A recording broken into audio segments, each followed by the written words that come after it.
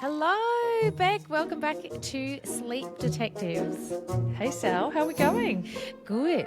We got some fantastic questions sent through to the Nap Trapped Pod Instagram DMs. And I love that everyone's saying, hey, here's more information, because I know you girls love more information, because we're always left just using our own imaginations, wondering what could be happening outside of So the many word different count paths.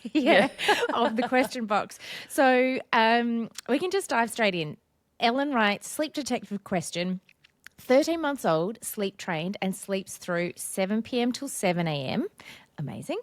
But noticing getting up at 5:30, but never upset, and puts self back to sleep after some time awake, 10 to 40 minutes, and happily waking up, if not already awake, when I go in at 7 a.m. Should I be worried this is an early wake? Rarely cried out, and if he does, I wait 10 minutes but never needed to go in. Naps 10 a.m. for 30 minutes and 1 p.m. for 2 hours, still happily taking. Thanks. What a great little sleeper. Yeah. I feel like nothing to see here, like just move on. Like it's like I know that it feels like a little problem to solve, but I think your little one is actually solving it all by themselves anyway. And you do want to try and hold on to those 2 naps for as long as you can. Like I wouldn't be in a rush to drop anything or change anything at this point in time, because the fact that little one is sorting themselves out, I think is an indicator that they might just be working through something new. And if we start changing things through the day, we might put ourselves in a position where we do have to drop to 1 nap too early. And I think we want to try and hold on for as long as we can to a 30-minute nap at this point. The key here for me is that babies putting themselves back to sleep. Yes, 40 minutes.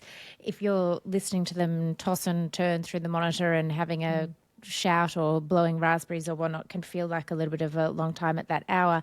The key is that they are putting themselves back to sleep. And Beck, you and I say to each other all the time that if we asked babies what time they would like to start their day, guaranteed it is somewhere between 5 and 5:30.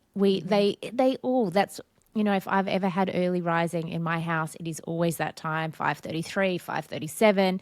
Yeah. It's a really fragile time of the morning.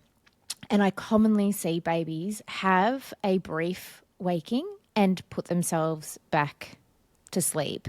And if they are putting themselves back to sleep, I take no notice. Like it's just not an issue. You can always do a quick audit, like, is it chillier now in the morning? Do you need to just maybe add on a singlet or an extra layer? Is the light creeping in? That's happening here in our house. Make sure that the tin foil hasn't fallen off the windows and go and reapply it. So you can do a quick audit, but if a baby's putting themselves back to sleep and is otherwise an amazing sleeper, then for me, this is completely normal. And I think we have to actually normalize it, because I think that particularly if you've already got a sleep-trained baby where sleep is so consistently good and kind of easy breezy, I think there is a tendency, and it even ruffles my feathers when it happens in my house, that when it doesn't feel perfect and you do hear this waking and it might be new, you wonder what's wrong and what do you need to fix. But for me, can actually be completely normal baby sleep, and perfect doesn't exist. This is so true. And also it's time, because it could happen once or twice and never happen again. Yeah. It might happen once or twice a week for 4 weeks and then never happen again. Yeah. Or it might become a problematic issue that happens and it's relentless. And if it becomes a problematic issue that's relentless, then there's something that probably needs to be done about it. But for now, I don't think that it is. I think we've just got to sort of go, you know what? The good thing is that baby went back off to sleep and we've got to start our day at 7. That's your uptime, so it almost doesn't matter what happens. Baby could wake at 5:30 and be happy and chill in there until 7, and you get up and you start your day because that's uptime. I think it's just sort of, you've just got to sort of go with the flow. For me, just knowing that things are okay, you just hold steady. Hold steady. I also think sometimes I ask parents, would you hear this if you didn't have I'm not sure if this family's got a monitor in the room, but most families do. Would you be aware of this waking if you didn't have the monitor on or if you didn't have a monitor? And often the answer is no. But because you as the parent, as the adult, are also in a fragile stage of sleep, like it's so close to the time that we're starting our day from sleep Yeah. prep and a melatonin perspective, that us hearing them is also causing us to wake. Whereas perhaps if it happened at 11 p.m. or 1 a.m. when we're more deeply asleep, we may not even hear it. That's such a really good perspective, because that is one of the negatives, I think, of having a camera Yes. on your little one. And certainly I try and encourage families that, once you've got really great sleep happening overnight, you don't need to use the sound function necessarily. Because for most families, you are able to hear your little one wake in the night. And if it's really important, they're going to let you know about it loud enough. Yeah. Yep. So, and if it is a 5 a.m. sort of waking that is really not really causing any issues whatsoever, then I would be inclined to sort of switch that sound off so that you get to sleep through. But yeah, I think that's one of those things that if you're waking in the morning at that time, like your heart starts to drop and sort of thinking, oh my gosh, are they going to go back off to sleep? Whereas maybe that little hit of anxiety first thing in the morning isn't all that necessary. Gosh, I know that feeling. I know, it's like your heart drops. Or your stomach and drops. your stomach. You're like, Yeah, oh, like, my God. And don't wake up the other child. Yeah. All of All that. those things. So all that to say, we wouldn't classify that as an early rise. That is just most likely a clunky sleep cycle changeover in the fragile hours of the morning. And what an incredible little sleeper you have that is then putting themselves back to sleep until close to 7. Yep. No notes from Beck and Sally. Nope, that's it. Keep going. All right, next one. Hey, Sally and Beck, loving the pod. Thank you so much for your episode. Yesterday, I've been anchoring my 4-hourly feeds. I love hearing people speak Our in the way. terminology. We've got our own little glossary and dialogue. Yes, oh my God, we seems. should put that in there somewhere. I've been anchoring my 4-hourly feeds with my 3-month-old. He's 3 months old. This was sent a little while ago. Sorry. It fills me with confidence knowing he is tired and due for his nap and not hungry, and it's allowed me so much more freedom. I have a sleep detective question for you. 3-month-old, we're following a routine. Naps are 8:45, 12:30, 4:30, quick 30 or 45-minute nap, and then 6:45, 7 p.m. bed, but I've been doing 7. 4-hourly feed 7 a.m. onwards, and he's a little overachiever. We're doing a dream feed. Last week he slept through to 5:30 and even 7 a.m. So we dropped the feed he was doing at 5 a.m. However, this week he's been waking up at 3:50, 4 a.m. and I've been resettling in cot, shush, shush, and he dozes off quite easily until 5 and then 6 and stirs again. He isn't hungry. How do I get him to 7 a.m.? I'm happy to keep doing what I'm doing too, but keen to keep the dream feed as I feel in control. Did you say this little one was 3 months? Yes. I guess with the dream feed, so yay, well done, awesome. That didn't sound that enthusiastic, did it? I think I was just like, yay. I think I'm like trying to think 3 steps ahead for my answers, but that wasn't actually like a genuine yay. Beck's true colours showing here. I think I'm just trying to carefully construct my answer because I've Also, got there was maybe a lot 3 or of 4 things. There was also a lot of numbers in there. There's a lot and of I'm trying to numbers. sort of, And my eyes tend to glaze over when I'm like napping at what time and 4-hourly feeds and dream feeds at what time. Yeah. Mainly because there's a couple of things that stand out for me with this one. Yeah. So I love the anchored feeds. I would actually I'd like to know the actual age, like whether this little one is like 3 months, 3 weeks and is getting close to sort of, because typically I find with 3-month-olds that a 4-hour anchored feed isn't necessarily achievable for all little ones, in which case I'd be sort of thinking, I wonder if there is room to either up the feeds a little bit, or like maybe that 3 a.m. or that 4 a.m. maybe just has to go back in just temporarily. Just to tide them over. Yeah. Yep. The other thought that I had is that maybe I just want to find out how, like, the final feeds at bedtime, and are they breastfed or formula fed, and just getting a volume on that, like the Yep. numbers, just to see if there's, like, say, for example, baby is having 210 mils at 7 o'clock and 190 mils for their dream feed. Then, if that's the case, we would look at starting to increase the volume up to 240 mils for each feed. So, Yep.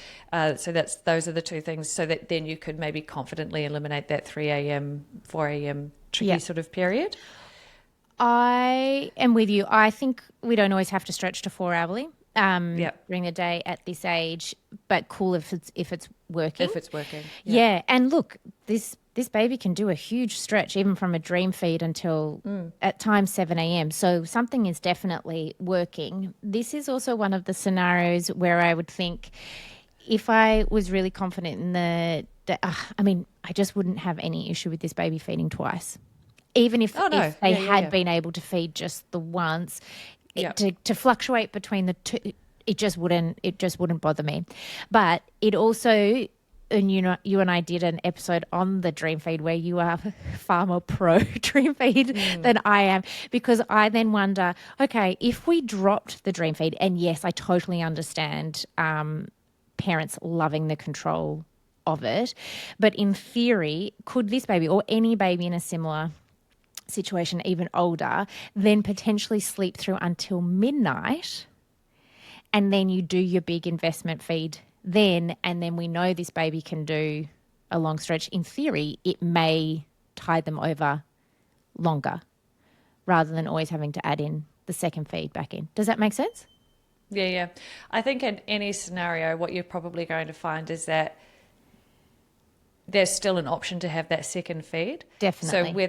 So let's just say we drop the dream feed and then baby slept all the way through until midnight. Yeah. We would still use our 4 hour theory in terms of like when the next feed could be due. And because of the age, we'd have absolutely no qualms, even if they had a big investment feed at 12 Zero o'clock. qualms.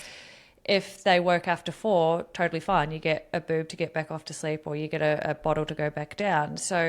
And that would be totally age appropriate and super normal. And if they I did and they guess happen to sleep longer, cool. then yeah, Yeah. totally fine. Also, I think you just want to sort of, and again, I've got like 5 things going through my mind, but the first thing would be, is it a genuine dream feed? If it's a genuine dream feed where you're actually waking, then that's a dream feed. But if baby is waking at the same time and then you're offering that feed, that's not technically a dream feed. So you kind of just want to make sure that that's a definite dream feed where you are initiating that feed.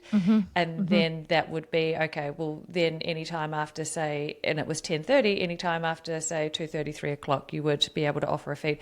If they were sleeping through and you wanted to continue that, then it might just be a case of sort of going, all right, well, we do need to up some calories somewhere, Yeah.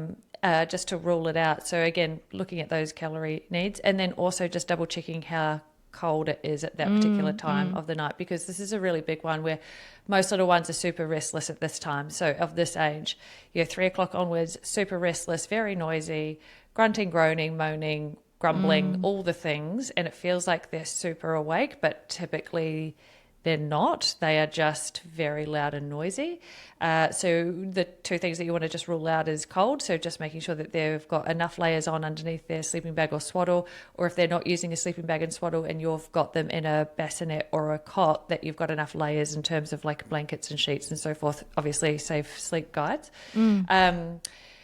And then that you're not jumping the gun and trying to resettle something that doesn't actually need to be resettled. So if you're sharing a room together, this is often the case where they're super noisy, they don't necessarily need anything, but you're constantly trying to sort of sort it all out. So Yep.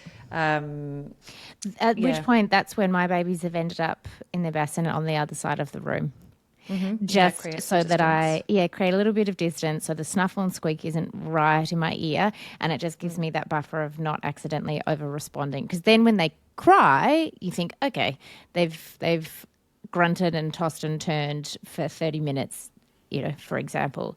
Oh, now they're actually signaling that they need something. That's very different. I used to do I remember for my first baby, she slept 12 hours at 12 weeks, but just before she turned 5 months, so a little bit older than this baby, or, like almost the day she turned 5 months, for 3 days in a row, she woke at 4:35 a.m. and cried. And this is not on brand for her at all. And I thought, oh no, I think you might actually be hungry. And I used to do, because I breastfed, I did one breast. I gave her one breast and then back down until 7 a.m. And I did that for 3 mornings in a row. And then I thought, oh, well, for us, it was time to start solids. I introduced one meal of solids and she never woke again. And so I was very confident. I'm like, oh, that was genuine hunger. But I just gave her enough to go back down without giving this full feed at 5 a.m. I think if I was going to start anywhere, like a tip for this mum would be, if you're having to work really hard to get your little one back to sleep and stay asleep until 7, I would maybe just go back to just offering a smaller feed at, say, 3:30, 4 o'clock. And then if the next morning they don't wake until, say, 4:15, make that your new marker and reset with 3 a.m. waking, and just work systematically out again. But yeah, I feel like there's maybe a chance, if you're working really hard, you just got to look at your environmental and then maybe consider a smaller feed just to get you through. Okay. Last one from me, and then I think you've got one on your side. Hi there. I just wanted to say I've been loving your podcast. It has helped me navigate so many things with my baby's sleep. I was hoping you could give me some insight for naps. My baby is 10 months old. It may sound crazy, but she recently, within the last week or two, has dropped her third nap. Amazing to hold on to that for so long. And even here and there, depending on her day, we have to have a little third cat nap. Her nighttime sleep has usually been amazing. She goes to bed around 8:30 p.m., sleeps through the night, and then typically starts her day at 7:30 a.m. And then the first wake window for her seems to be very short no matter what. Around 9 till 9:15, she's cranky and wanting to sleep, so first nap is 9:30. What we have struggled with is her first nap is always 1 hour and 15 minutes. Then we can get her to 2:30 for her second nap. Typically this is a 2-hour nap, but here and there is 1 hour 15. That's when we may have to do a short cat nap later. Are we doing something wrong? So just to go back, this baby is 10 months old. I don't think there's necessarily anything wrong. There's things that I would tweak personally if this parent came and we were doing like a 2-week sleep solution. Like I would tweak things timing wise. But I would be the only thing that I would do is actually tweak the timing of the first nap. Like I would just hold my 10-month-old out for the 2.5 hours to get to nap. Based off the time, one. their wake up time. Yeah, so if baby was waking at 7:30, then their first nap would be 10. Yep. And I just wouldn't, but I'm quite, clear cut like that. I would just sort of, even if they were showing tired signs at 9:15, 9:30, I would be going out and doing something high energy. I would be heading out to the litter box. I would be saying hi to some neighbours. I would be doing some outside It's all about play. distraction. And it's a really common thing that you and I hear, which is, but they're really tired. And there's just no way I can hold them out until 9:30, 10 o'clock, whatever the scenario is. And whilst I hear that and I know what it's like to have a tired baby, it just takes 1 or 2 days. You just got to do it. Because they're in a pattern where they're expecting this nap to happen. So, of course, if you're always putting them down an hour and 15 or an hour and 30 minutes, that's their rhythm. Yeah. So the internal clock is expecting a nap, and that's what you have to change. There's it's going to be very difficult to wait for them to find a moment where they're like, actually, no, I'm actually really super happy to stay awake. You've kind of just got to force the issue a little bit. That's what we call pushing the friendship. So in order to get things more on track, you've just got to have this uncomfortable moment where we are pushing the friendship. She may not like it, or baby may not like being awake for slightly longer, but in order to achieve what we need to, we have to change something, and that's what we have to change. So it would be a case of sort of going, okay, yes, she does look super tired, but in order to switch things up and get a schedule where we don't have to have a third nap at all in the mix. The only real way to do that is to anchor your first nap in with a 2.5 hour wake window minimum. Agreed, because that in itself is already going to push her timings appropriately so that she's not left with this lingering on again, off again third nap at the age of 10 months. Yeah. And it will probably then make bedtime at a slightly more reasonable hour, and it just sort of everything starts to iron out and fall into place. But to answer the question of are we doing something wrong? No, I think this is also a good example of not everything has to look like 7 till 7. You and I generally work to have babies into bed by 7:30. That's my personal preference in my house. Yeah. We can work with different timings, but the principles stay the same. Like you were saying, we still anchor in the feeds. We still anchor in the first nap. I mean, the first nap it dictates the rest of the day. It sets you up. Yeah, we did an episode. One of our very first episodes is why is a 9:30 a.m. Why is a 9:30 a.m. first nap so important? I think it's something along those lines. For babies on 2 naps. Yeah, and I think that this one would be a really great episode for the listener to listen to. Yeah. Because you just apply it to whatever timings you've got going on for when baby starts the day. So it's really important that we do anchor it in so that the rest of the 2 nap scheduled day falls into place. Yes, even if it doesn't go perfectly to plan. That episode will also walk you through how to then troubleshoot based on a short early morning nap, for example. Okay, Beck, what have you got? Okay, I have the question was, and then I got a little bit of extra information, how to help a 3-year-old get back to sleeping well. Lost dummy 3 weeks ago, but that's not the issue. She goes on to share that she's a twin that's always slept great. She shares a room with her sister and both twins are in a cot each, but she will still wake and want dad to sleep with her. In the last couple of weeks, we've let her share her big sister's bed and she was fine, but this big sister didn't like it. So we've tried not to go to her and it doesn't work. One night there was a night terror, but otherwise she is fine as soon as we get her up. No naps for a while, but now due to bad sleep, she will fall asleep in the car and go to bed late, and it's a cycle. Yes, it sounds like a bit of a vicious cycle. And you kind of just got to find one area to start with, and then everything else starts to fall into place. So at 3, it's not uncommon for little ones to have given their naps away. And so for me, that's fine.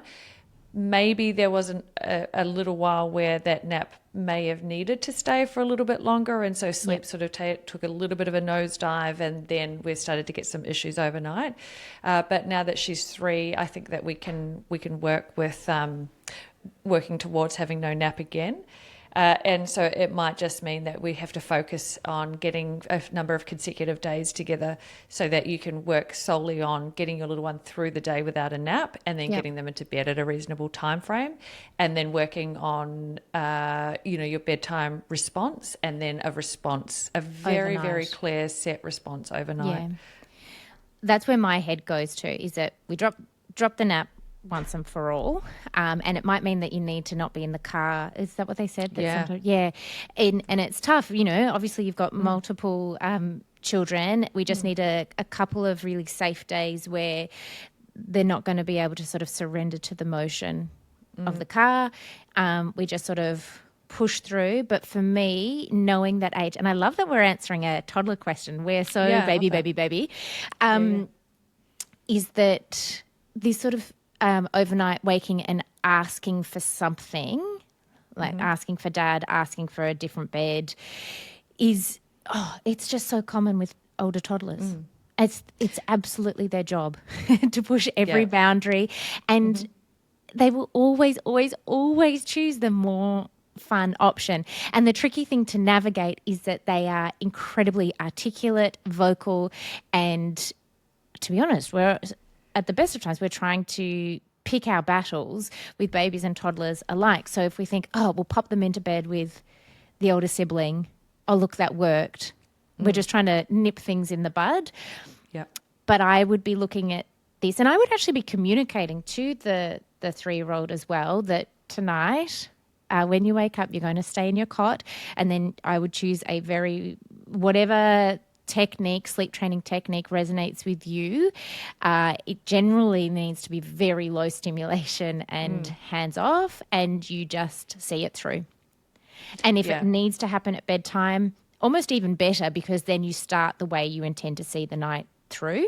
Sometimes it can feel a bit trickier when bedtime's a breeze, they self-settle, and then come 2 a.m. you're like, no, I'm doing something different, and it's a horrible time of the morning for everyone. Yeah. So if there's bedtime issues, you use the same technique and then you follow through all night long. And I think you've got an excellent starting base because both children or both twins are still in their cots. Yes. You know, like so often we see transitions at a younger age and stage, and that can like lead to some really tricky resettling. But in this scenario, you've got your cots on your side. So it would be a case of, okay, you guys control the response, like the parents control the response. And it can be low stim because they are nice and secure in their cot. Yep. Also, just double checking too that your little one is nice and warm all through the night as well. So sometimes it's a case of, if this has just sort of started happening in the last couple of months, it could be at the start of winter when things were sort of starting to cool down as well. So just making sure that baby or your toddler is nice and toasty warm in their sleeping bag. And there is sometimes a tendency at this age to start taking the sleeping bags away overnight. I'm not sure that this is the case. There's no reference to the sleeping bags at all. But definitely there is a tendency to start dropping them in preparation for moving little ones of this age into a big bed. So if that's the case, then I would absolutely bring it back into the mix, and making sure you just double check the temperature of the room, like what it's getting down to at 1, 3, 5 o'clock in the morning if you're having to go in there, and using the layering underneath as well. So little checks there. My son turns 4 in 2 months. He is still in a cot. My sister was blown away when she came over on the weekend. Her child's a little bit younger, and because if it ain't broke, he climbs in every night, so he can climb in and out. Of course he can. Definitely temperament is on my side here, in the sense that he loves but also it's just his bed. Yeah, he doesn't know any different. So if you're listening to this and thinking, oh, a 3-year-old in a cot, hey, I've got an almost 4-year-old, and I actually have no plans to change until he would really like to, which has not come up on the agenda yet. And you and I are often putting younger toddlers back into cots. Yeah, so if you're listening to this and thinking, oh, I was wondering about that, love that these 3-year-olds are still in a cot. The longer you can hold on to it, the smoother everything will be. And like you said, you can do a very productive, a little sleep training blitz, because they're in a really safe environment and they can lie back down, and you don't have the added variability of, oh, I have to stop them at the door. Or are they wandering around the house in the middle of the night, or trying to climb into the other sibling's bed because that's what they've been doing. So, yes, long live the cot. Yeah, I love the cot. Yeah. So, hopefully a few tips in there for this particular mum. Good luck. Excellent. All right. Well, I think, and like we've said before on another episode, and I said this to a family during the week too, if you can fix a toddler's overnight sleep, train a toddler, essentially, you can do anything. This is true. So you are about to be the most empowered, confident parent ever when you watch this toddler sleep through the night again. I'll even say the best thing about when you've had an otherwise great sleeper, and even knowing that their bedtime is not the issue, is that you know that skill set is there. Yeah. This is not starting day one. It can feel like it if you've built it up internally of like, oh, I shouldn't have let this go on, or, whatever the things that run through our minds. But you're not actually asking that toddler to do anything they don't already know how to do. Yeah, it's just enticing that skill back out again. Yeah. Opportunity, repetition, and seeing it through. Exactly. You've got this. You've got this. All right, I think that's us for Sleep Detectives. I love that we finished on a little toddler Q&A there. We've got lots more. I'm just going through my phone.